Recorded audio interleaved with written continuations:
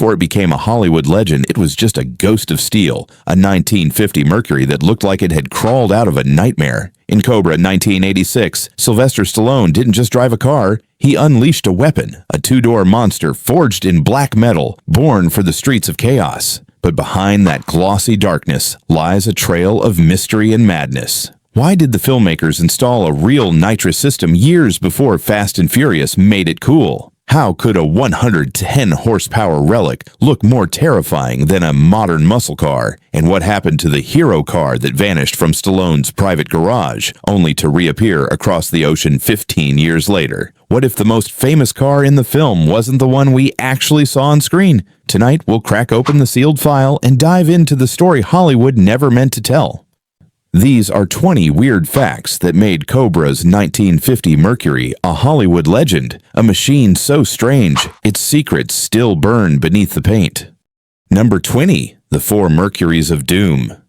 When Cobra hit production, 4 identical 1950 Mercury coupes were built. At least, that's what Warner Bros. Claimed. In reality, none of them were the same. One was the hero car, finely detailed for close-up shots. 2 were built as stunt vehicles with heavy roll cages and welded frames that made them practically indestructible. And the 4th, just a hollow shell on wheels, sacrificed in a fiery explosion. Eddie Paul's team spent 3 exhausting weeks trying to make them look alike, repainting, swapping trims, and adjusting headlights. Yet freeze any frame from the chase scenes and you'll notice the truth. Mismatched wheels, uneven chrome, even different shades of black paint. Each car cost around $70,000 in 1986, more than most American homes back then. Stallone, impressed by their menace, tried to buy all 4 after filming ended. The studio refused. 2 were crushed before he even knew. And from that moment, the curse of the Mercury began. Number 19. The Chopped Roof Curse. The Mercury's silhouette was iconic, low, sleek, and predatory, but that sinister profile came at a price. Eddie Paul chopped 3 full inches off the roofline, giving the car its crouched beast posture. Unfortunately, it made the cabin so cramped that Stallone had to hunch awkwardly in every scene. Brian Thompson, who played the Night Slasher, was even worse off. His spiked shoulder pads made it impossible to sit upright. The crew had to cut a hole in the seat and remove floor padding so he could fit. During stunt scenes, visibility was nearly zero. Drivers attached matte black mirrors on the hood, angled like submarine periscopes just to see the road ahead. Some shots still show those strange mirror mounts if you pause carefully. One stuntman quit after the first day, saying, "I can't drive this thing above 30 mm. It's like looking through a mail slot." Number 18. The hidden roll cage illusion. When you chop a Mercury's roof that low, you're not just changing its looks, you're destroying its backbone. The body began flexing so much that doors wouldn't close properly. During tight turns, the middle of the car actually bent. Eddie Paul's solution was radical. Weld a full roll cage directly into the chassis. It saved the car from folding in half, but created a new nightmare. The cage blocked the rearview mirror completely. To fix that, the team installed a strange periscope-style mirror system that ran along the ceiling, bouncing reflections through hidden lenses. The interior looked so bizarre that every scene inside the car had to be filmed in near darkness. In one deleted shot, Stallone adjusts a fake mirror on the windshield while actually looking into the real one hidden above him. Few moviegoers noticed. But to those who built it, that invisible cage became the skeleton of the myth itself. Number 17. The Flathead Deception.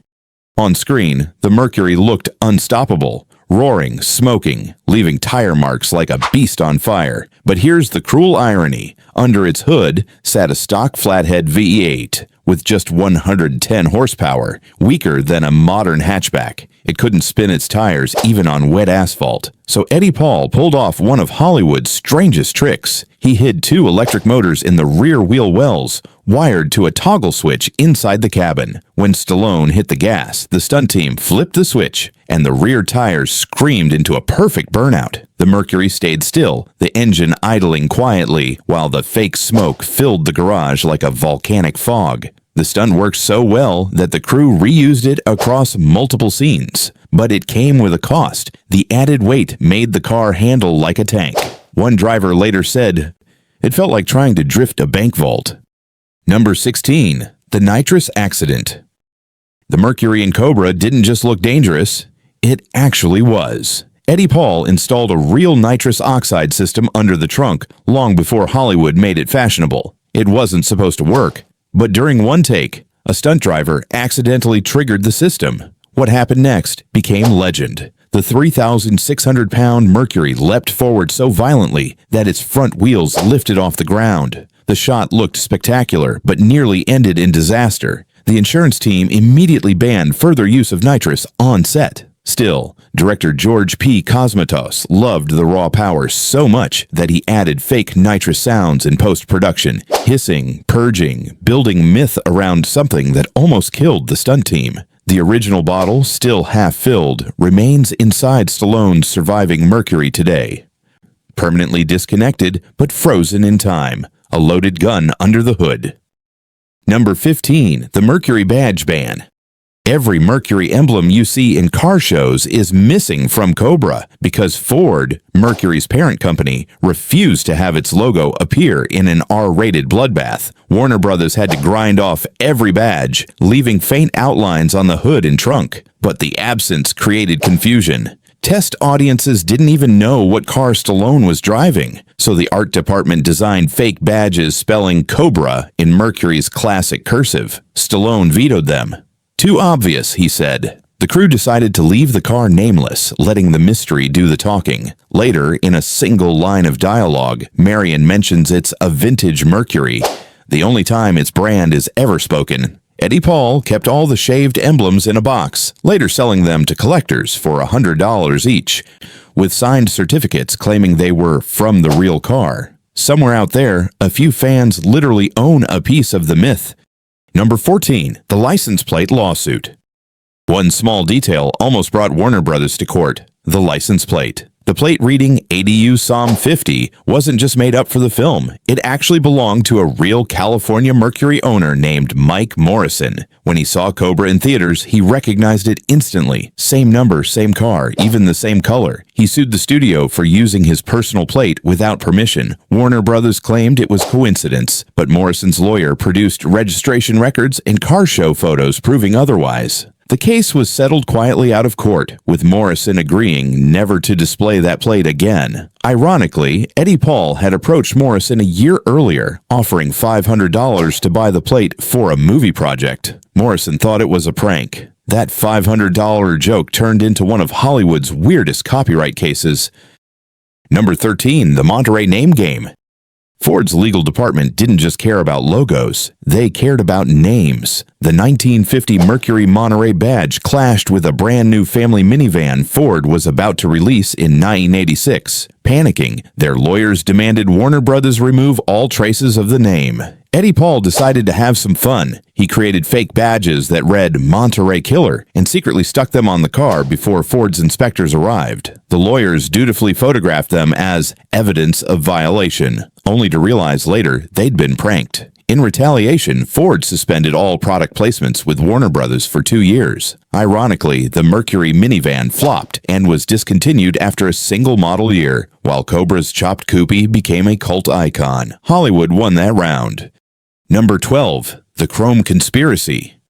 You'd think chrome suppliers wouldn't care about a movie car until they saw Cobra. Every shiny detail was stripped away, turning the Mercury into a matte black menace. That didn't sit well with Chromalloy Corporation, a major supplier who had a product placement deal with another 1986 action film. They sent Warner Brothers a cease and desist letter claiming the film damaged the reputation of chrome as a luxury finish. The studio laughed it off, but Eddie Paul retaliated in his own way. For one courtroom scene, he chrome-plated Stallone's bullets, a subtle middle finger to Chromalloy that no one noticed for years. When the DVD commentary finally revealed the joke, car fans were ecstatic. A petty lawsuit threat had inspired one of the coolest Easter eggs in action cinema.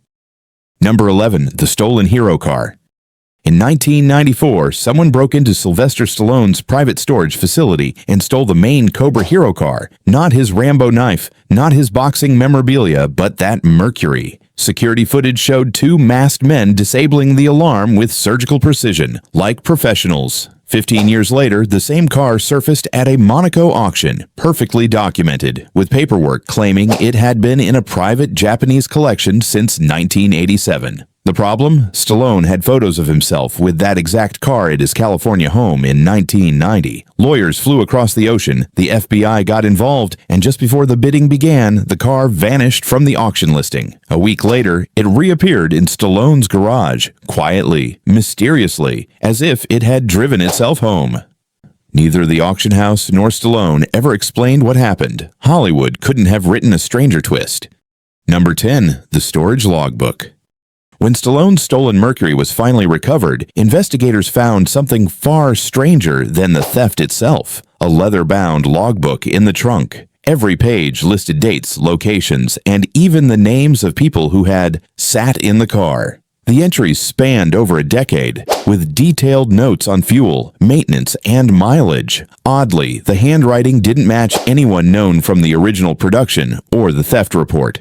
The final entry, dated 1 week before the Monaco auction, simply read, "Returned to owner, condition flawless." Even the FBI couldn't trace who wrote it. Stallone kept the logbook, refusing to release photos, calling it a personal curiosity. To this day, that log remains one of Hollywood's strangest unsolved automotive mysteries. Number 9. The European Frankenstein. The Mercury that surfaced in Monaco wasn't exactly original anymore. European customizers had turned it into something unrecognizable: gull-wing doors, a Mercedes V12 engine, and an interior trimmed with genuine sea turtle leather. It even came with German TÜV papers declaring it street legal. The modifications cost nearly $500,000, including a champagne cooler where the nitrous system once sat. When Stallone got it back, he paid a fortune to reverse the changes. The V12 engine was sold to a collector in Dubai, but Eddie Paul admitted he couldn't remove the gull-wing hinges without destroying the roof. If you look closely at the surviving Cobra Mercury today, you can still see the faint outlines where those doors once opened upward, scars from its bizarre European transformation. Number 8. The Gone in 60 Seconds cameo. When Gone in 60 Seconds hit theaters in 2000, eagle-eyed fans spotted something odd. In the scene where Nicolas Cage walks through Eleanor's secret garage, a black, chopped-top Mercury sat quietly in the background. It wasn't part of the plot, but its shape was unmistakable. The Cobra car. Cage himself reportedly requested the cameo as an Easter egg for hardcore car fans. The plan was for the Mercury to join a cut chase sequence against Eleanor, but the scene was scrapped because the black paint made the car nearly invisible during night shooting. Only 4 seconds of footage remain. Blink, and you'll miss it. A silent salute from one cinematic car legend to another. Number 7. The paint disaster. That matte black finish that made the Cobra Mercury look deadly on screen. It was a nightmare in real life. The paint, an experimental heat-absorbent formula, cracked and bubbled under studio lights. Eddie Paul's team had to repaint the cars every 3 days during filming. Even worse, the finish absorbed so much light that cinematographers couldn't properly expose the actors and the car in the same frame. To fix it, they mixed in aluminum powder, giving the matte look a subtle metallic sheen. But that solution caused another issue: radio interference. Whenever Stallone used his police radio prop, the signal crackled with static, forcing all dialogue to be dubbed later. By the end, Paul destroyed the formula to ensure no one would ever request it again. Number 6. The aerodynamic nightmare. The Mercury's smooth pontoon body looked sleek, but it was an aerodynamic disaster. Without defined fenders, air pooled beneath the chassis at high speeds, lifting the car off the ground. During the first highway chase, the stunt car hit a rise and actually went airborne, landing so hard it snapped the front suspension in half. From that day, the team added hidden air dams under the front bumper, but they scraped and threw sparks whenever the car dipped. Eventually, Paul loaded the trunk with 200 pounds of steel plates just to keep it grounded. Most of the film's high-speed scenes were actually shot at only 45 meters, later sped up in post. As one stuntman joked, it looked fast because it was trying to kill us. Number 5. The overdrive myth. The mysterious lever Stallone pulls during the freeway chase, the one that suddenly makes the Mercury surge forward, wasn't part of the script. Director George P. Cosmatos spotted it during a car inspection and loved how high-tech it looked. In reality, that lever controlled the car's overdrive system, a mechanism designed for better fuel economy, not speed. Engaging it would actually slow the car down. To make it look dramatic, Eddie Paul rigged a fake gauge that spun wildly whenever the lever was pulled, suggesting some hidden boost. Most viewers believed it. Decades later, collectors still ask about the boost handle. Little did they know it was nothing more than a glorified cruise control, pure cinematic sleight of hand. Number 4. The suspension crash. During the intense parking garage chase, one of the Mercury stunt cars hit a concrete pillar head-on. What looked like a planned crash was actually a catastrophic mechanical failure. The car's independent front suspension collapsed mid-turn, sending it spinning out of control. The stunt driver was knocked unconscious but survived. When Cosmatos reviewed the footage, he thought it looked too good to waste and rewrote the scene so that the crash became intentional. Afterward, Eddie Paul replaced the Mercury suspension with a solid truck axle to prevent another failure. It worked, but the ride became so brutal that Stallone refused to drive it himself. His double took over every shot from then on. Number 3. The lead sled nightmare.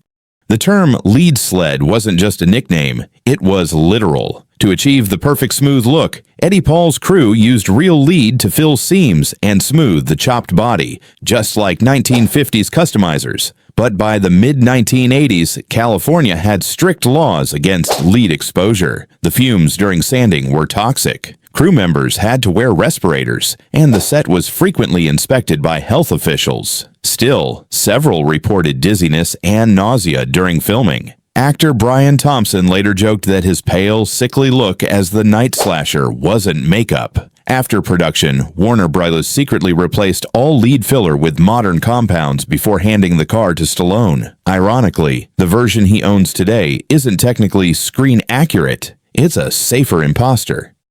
Number 2. The fifth car conspiracy.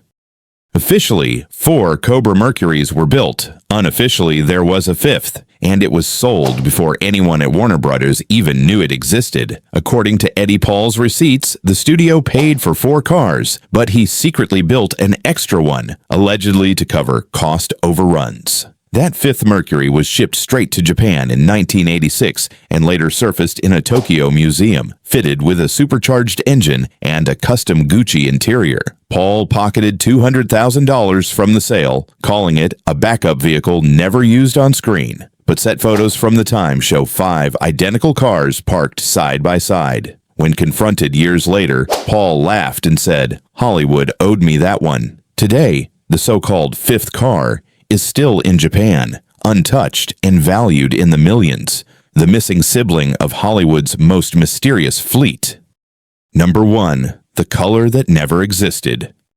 Perhaps the strangest truth of all, the Cobra Mercury's famous matte black paint never actually existed. Under certain lighting, the paint turned dark purple due to a phenomenon called chromatic shift. Early night scenes looked ridiculous, with the car glowing like an eggplant under neon lights. To fix it, Eddie Paul repainted the car in a deep navy blue for night shoots, then digitally darkened it in post-production to appear black. Every daylight scene, however, used the true matte finish. The result? 2 different cars masquerading as one. Rumor has it the experimental paint mixed organic pigments, possibly even crushed butterfly wings, though Paul never confirmed it. All remaining Mercury replicas were repainted solid black after filming. Ironically, the version the world remembers most vividly was never real at all.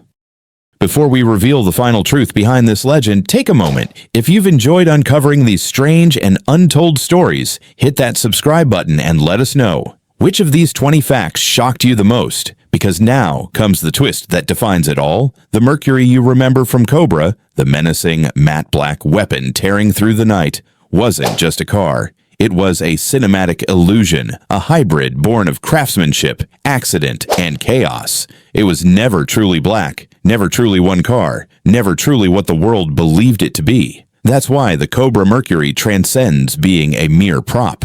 It's a paradox forged in metal, too dangerous to drive, too beautiful to destroy, too iconic to forget. A machine that outlived its movie, and, in a strange way, even its creator. Decades later, its legend still burns, not in gasoline, but in memory. Somewhere out there, under layers of dust and myth, a piece of that black steel still waits, ready to roar once more if only Hollywood dares to call it back.